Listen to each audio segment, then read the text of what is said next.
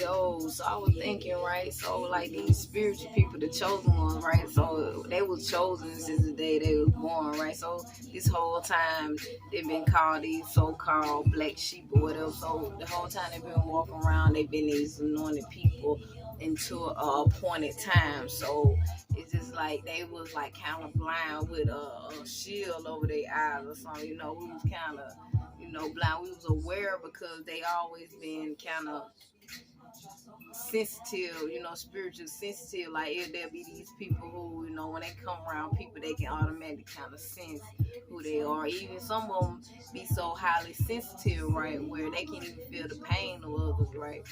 But it's like these spiritual beings, these spiritual people out here, they was kind of spiritual blind, basically up into the point in time now. Like most people like awake now, and it's like say the worst nightmare out here because when these people will start to realize who they are, they gonna start to be aware of more things going on. The people who they used to manipulate them is over with now. They gonna start to be more confident. These people gonna start to be more confident of themselves, their goals, their actions, their gifts and talents.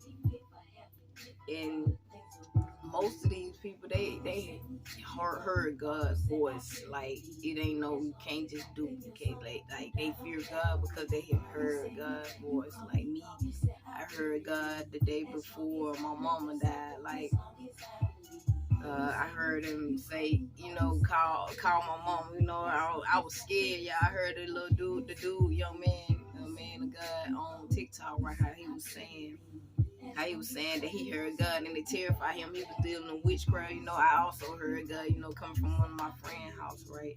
So I heard God coming down the hill and God was like, call your mom. It scared me because I thought somebody was in my backseat. I had to slam on brakes. I thought somebody was in my car. Turned out wasn't nobody in my car. So I knew it had to be God because it sounded like it was just like a big, loud voice. And then I'm talking about my heart was pumping. So I ended up sitting back in my seat, right? I sit back and see. I took a deep breath because my heart was beating so fast because, like, I know I heard the voice, but I like call your mom. So I was like, first I was like, God, but I ain't got for $3.07. There was time, we were doing the minute thing. I was doing the minute thing. But God was like, bump there, you got money in your pocket. Start making excuses. I was like, yeah, true. So I ended up calling mom. I ended up telling her, the things I was going through. Like, yeah, mom, to continue to be loyal to people. People continue to stab me in the bed. People continue to be all type of disloyal, dishonesty. And my mom said, God trying to get you like me. God trying to get your attention now. I was just like, yeah, you right. I couldn't deny it. So I supposed to went down there and seen her. I didn't go. I went to, it's when I started to want to be a producer. Went down my friend's house, get down there. We listen to music, play music, So get over my friend's house. I started feeling weak. I started feeling like my energy had drained. And the next day, I said, I go in her friend's house. I go in the house and they were playing all the cards, doing everything I love to do, including, smoking, drinking, back then, I was that type of person. But get in there, I didn't want to do none of those things because I was so energy drained that day. But remember, I had talked to my mama that morning. But when I got home, when I got to my destination, it was like the energy was drained from me. And then it was like my heart was broken. And it was just like, oh, man. I just naturally, I started crying because I felt like I felt like a part of me had left. Like a part of my soul had left, and I just started crying, boo-hooing that night. Now, boo-hooing until my heart broken. Until to a point of time, I just said, girl, you finna take somebody away from me.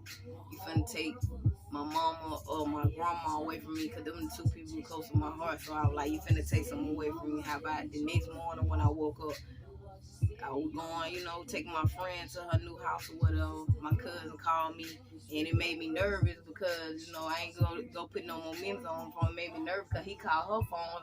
I was like, okay, she got to call somebody. He got to know somebody to get his number. So I'm all like, oh, man, how he know her, you know. So when he was like, she picked up the phone, gave me the phone, told me, you know, my mama had been in an accident. And I was just thinking like I had cried all night. But when he told me my mama was in an accident, he told me, I said, she okay?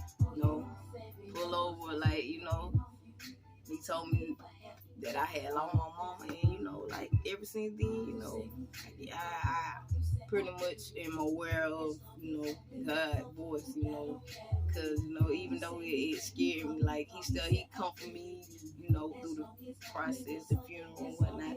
But it's just the beginning of my story through this, my whole little spiritual journey, you know, being awakening.